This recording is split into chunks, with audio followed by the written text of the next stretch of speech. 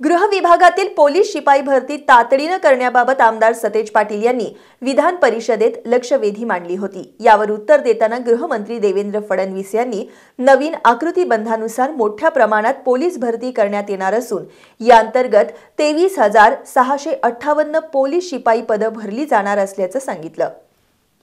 विधान परिषदेतील काँग्रेसचे गटनेते आमदार सतेज पाटील यांनी गृह विभागातील पोलीस शिपाई भरती तातडीने करण्याबाबत लक्षवेधी सूचना मांडली होती। यावर उत्तर देताना उपमुख्यमंत्री तथा गृहमंत्री देवेंद्र फडणवीस यांनी नवीन आकृतीबंधानुसार मोठ्या प्रमाणात पोलीस भरती करण्यात येणार असल्याचं सांगितलं। आता लोकसंख्येनुसार किती अंतरावर पोलीस स्टेशन कर्मचारी युनिट असलं पाहिजे याबाबत नवीन आकृतीबंध तयार करण्यात आलाय। या अंतर्गत 23,628 पोलीस शिपाई पदं भरली जाणार असल्याचं फडणवीस यांनी सांगितलं। कोरोना काळात अनेक उमेदवारांची वयोमर्यादा संपत आल्यानं उमेदवार निराश झालेत।